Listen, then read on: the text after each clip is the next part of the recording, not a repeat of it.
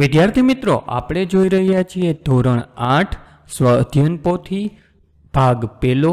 એમાં સામાજિક વિજ્ઞાન વિષયનો પહેલો પાઠ ભારતમાં યુરોપિયનો અને અંગ્રેજી શાસનની સ્થાપના.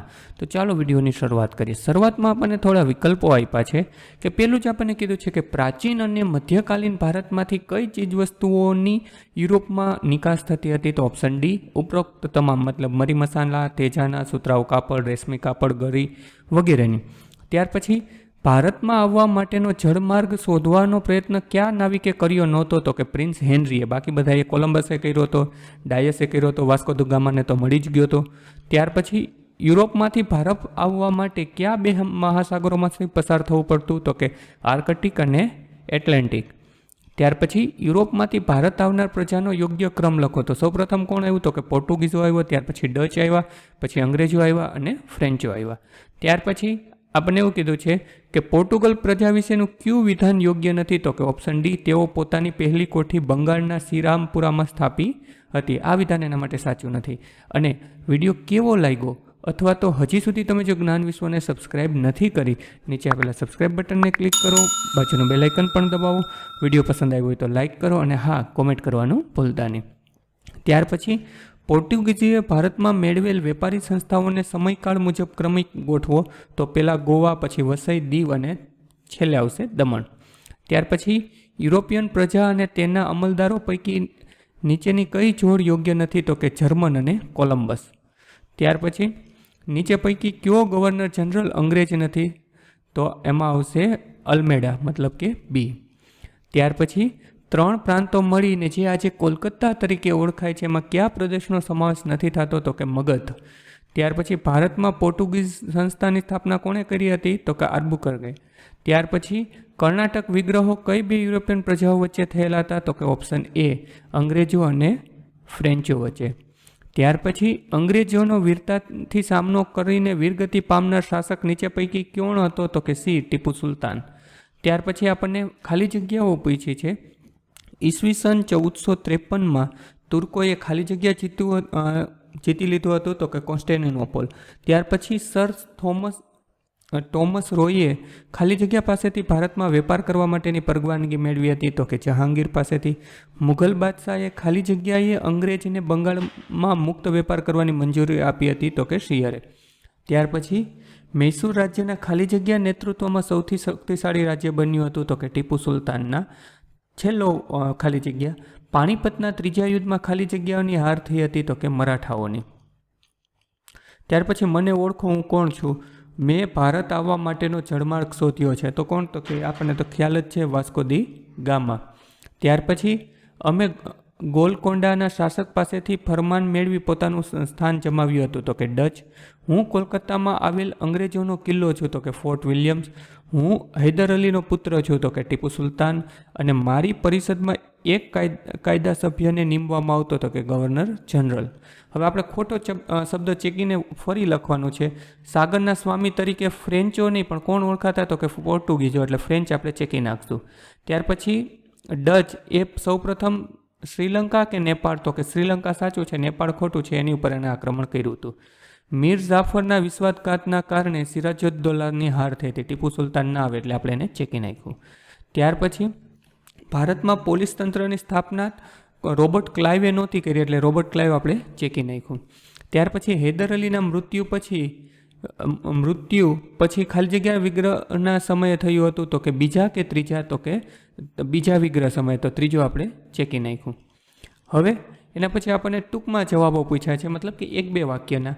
તો પહેલો પ્રશ્ન છે, યુરોપના દેશોમાં ભારતની કઈ કઈ ચીજ વસ્તુઓની માંગ હતી. તો આ વસ્તુ આપણને ઓપ્શનમાં પણ પૂછી હતી. સેમ વસ્તુ અહીંયા આપણે લખી નાખીએ કે સુતરાઉ કાપડ, રેશમી કાપડ, મરી મસાલા, તેજાના, ગળી વગેરેની માંગ હતી. વાસ્કો દ ગામા કાલિકટ બંદરે ઉતર્યા ત્યારે કયા રાજાનું શાસન હતું. તો કે ત્યારે આપણે સામુદ્રિક ઝામોરિયન રાજાનું શાસન હતું. ત્યાર પછી પ્લાસીના યુદ્ધ પછી કયો પ્રદેશ અંગ્રેજોના કબજામાં આવી ગયો. તો કે પ્લાસીના યુદ્ધ પછી બંગાળ અંગ્રેજોના કબજામાં આવી ગયું. ત્યાર પછી બક્સરનું યુદ્ધ કોની કોની વચ્ચે થયું હતું અને એનું પરિણામ શું આવ્યું? તો કે બક્સરનું યુદ્ધ બંગાળના પૂર્વ નવાબ મીર કાસિમ અને મુઘલ શહેનશાહ શાહ આલમ તથા અવધના નવાબ આ ત્રણેયની સંયુક્ત લશ્કર અને અંગ્રેજ વચ્ચે થયું હતું. આ યુદ્ધમાં અંગ્રેજોની જીત થઈ હતી. ત્યાર પછી પાંચમો પ્રશ્ન આપણને પૂછ્યો છે કે મરાઠાઓએ પોતાના રાજ્યને કયા કયા વિભાગમાં વેચ્યું હતું? તો કે મરાઠાઓએ પોતાનું રાજ્ય સિંધિયા, હોલકર, ગાયકવાડ, ભોસલે જેવા રાજવંશમાં વેચ્યું હતું. ત્યાર પછી અંગ્રેજોના શાસન દરમિયાન ભારતના વહીવટી તંત્રના સર્વોચ્ચ વડાને શું કહેવાતું? તો કે એના સર્વોચ્ચ જે વડા છે એને ગવર્નર જનરલ કહેવામાં આવતું. ત્યાર પછી સાતમો પ્રશ્ન, ભારતમાં સનદી સેવાની કોણે શરૂઆત કરી હતી? તો કે કોર્નવેલિસે આ જે સનદી સેવા છે એની શરૂઆત કરી હતી. ત્યાર પછી આઠમું, અંગ્રેજોના શાસન દરમિયાન ન્યાયાધીશોને કયા નામે ઓળખવામાં આવતા? તો કે અંગ્રેજોના શાસન દરમિયાન ન્યાયાધીશોને મુનસફ અને અમીન તરીકે પણ ઓળખવામાં આવતા. ત્યાર પછી આપણને નવમો પ્રશ્ન કીધો છે કે મરાઠા યુદ્ધો પછી પેશવાને પુણેમાંથી હટાવી ક્યાં મોકલી દેવામાં આવ્યા? તો કે કાનપુર પાસે એને મોકલી દેવામાં આવ્યા. ત્યાર પછી મૈસૂરમાં હૈદર અલી પહેલાં કયા વંશનું શાસન હતું? તો કે મૈસૂરમાં હૈદર અલી પહેલાં વિજયનગર સામ્રાજ્યનું શાસન હતું. હવે આપણને જોડકા જોડવાનું કીધું છે કે તો પોર્ટુગીઝ સામે શું આવશે? તો કે ડી, તેઓ ફિરંગીઓ તરીકે પણ ઓળખાતા.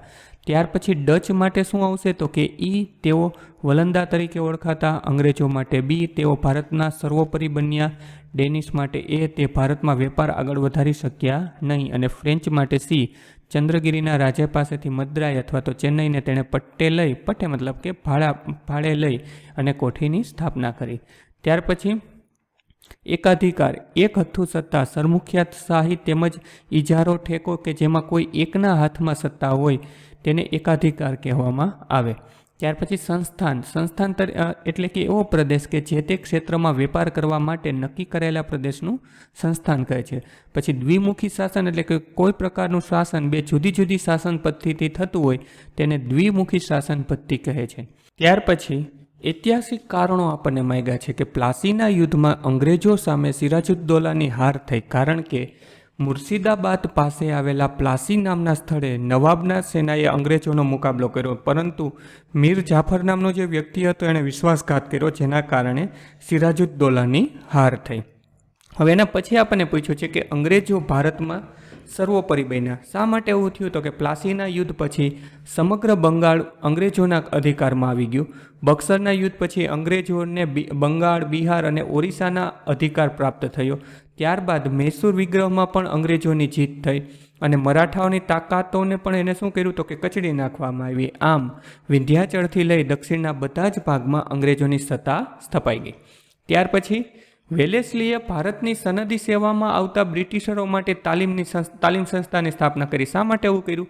તો કે ઉચ્ચ વહીવટી તંત્ર, નાગરિક સેવાઓ, સેના અને પોલીસ અને ન્યાયતંત્ર જેવા મહત્વપૂર્ણ વિભાગમાં ઉચ્ચ હોદ્દાઓ માટે યોગ્ય અને સક્ષમ અંગ્રેજ અધિકારીઓની નિમણૂક કરી શકે.